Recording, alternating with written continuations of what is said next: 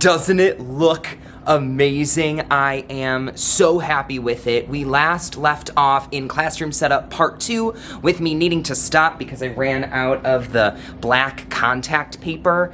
I didn't buy enough of the rolls of the sticky stuff. I will go ahead and leave a link down in the description box for this black contact paper. It is this wood. It is so nice. I mean, it's not perfect. There are small imperfections here and there, but it is a lot better than that horrible office furniture. I went ahead and created these letters on Canva. I printed them off and laminated them. I obviously have my very important sign on the desk, as well as my tiny succulent. I keep a very minimal desk space throughout the school day. Things just get out of hand. There are papers everywhere, so I try to keep things as minimal as possible. I have one of these laptop risers. It is very nice to make your laptop at eye level, so I'll go ahead and link this one down below as well.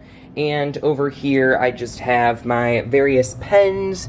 You got the Flair pens and the Paper Mate pens as well. So all the pens, I have one of these Post-it note holders, my equity sticks, and this lamp from my childhood bedroom.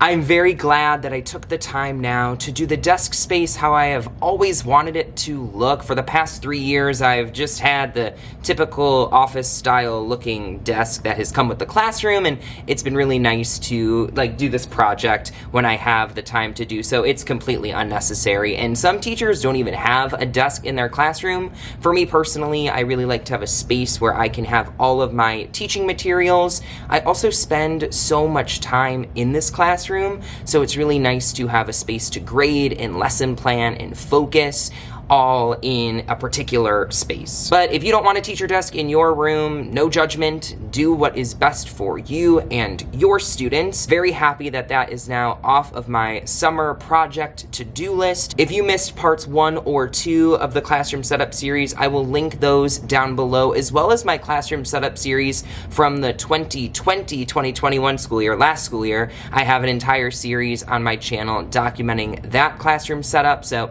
I will leave all of the links down in the description box. I got a package. I'm not really sure what it is. I thought we would open it up together. I need one of those box cutters that YouTubers have. You know, when they do mail time? I mean, this is honestly, it's elevating my unboxings already. I need one of those. I'm just going for it. Stools! Stools! I mean, look at these stools! These are really nice stools. One of the subscribers to this YouTube channel, he donated these stools to my classroom. Thank you. If you are interested in donating to my classroom, I always leave the link to my Amazon wish list down in the description box. How many times in this vlog will I say, down in the description box? I think so far we're at 4. Those description boxes, they do take a lot of work, so you should check it out. I think I'm going to use these at my small group table. Wow, students are gonna love them. I was just walking to my desk to put something away, and I forgot how great it looked for a second. I just totally forgot how great it looked, and it made me happy.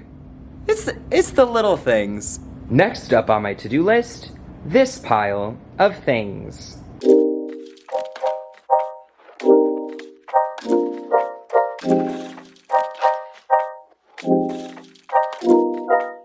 Alright, progress has been made. I took all of the bags that I just emptied out.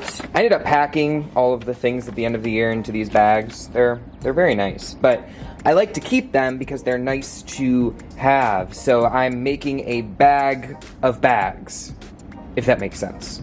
Things are really coming together nicely. Extremely happy with the desk space. Back here, I just have a couple of shelves that I still need to go through. Everything up here. Everything on the top of the shelf is something that needs to be hung. This is my birthday bulletin board my house system bulletin board, just a couple other like odds and ends over here that I need to deal with. Up here kind of became a catch-all for all of my knickknacks, or whatever you want to call them. That just things I've gotten from students over the years, and plenty of space to come, so if any future students are watching this, there's room for gifts. Have no fear. I plan to leave this bulletin board right here pretty open. Obviously, I have the necessities, this ridiculous photo of me, this little pencil that came from my first class, and the Cleveland Cavaliers championship banner. But the rest of the board is gonna stay open. This is usually where I'll hang like the calendar for the upcoming year, maybe the lunch menu. I also like to keep space for when students create drawings or artwork or things like that that they want hung up.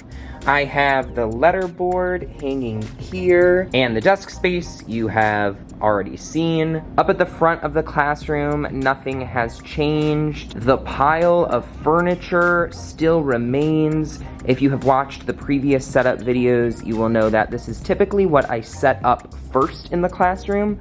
I want to take care of the space in terms of where students are sitting, the layout of the room, how things are going to flow.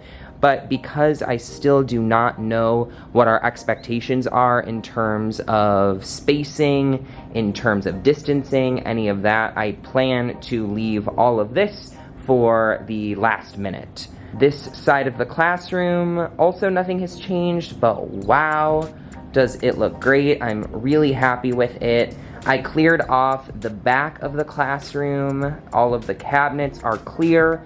I'm debating if I want to hang something on the cabinets or if I just want to leave them. Part of me thinks it's very busy with the Be the Change wall and then everything over here. That part of me thinks to just leave the cabinets as is. What do you think? Leave a comment down below. Should I do something with the cabinets or leave them as is? I mean, there's always more things I can hang up. Other bulletin boards, motivational posters, etc. So let me know what you think. And then moving along to the outside of the room, I have the wall that opens up to the classroom next door, and then the classroom library. I'm also leaving the library for now because we have someone who is using it for the summer for some small group tutoring, so leaving this space as is. Thanks so much for tuning in to the Classroom Setup series. I hope you have enjoyed the process thus far. It has been really awesome to have the opportunity to get in here over the summer and work on some of these bigger projects that I typically do not have the time for once the school year gets going. Have you started setting up your classroom? Where are you at in the process? Go ahead and leave a comment down below sharing where you are at in your classroom setup journey. If you have not done so already, make sure you hit that red subscription button down below so that you do not miss out on future videos and the future setup videos. I was really hoping that we would just have 3 classroom setup videos, but by the looks of the classroom, more is to come, so make sure to stay tuned for that. But for now, I so appreciate you being here. Thank you so much for watching, and I will catch you in the next one.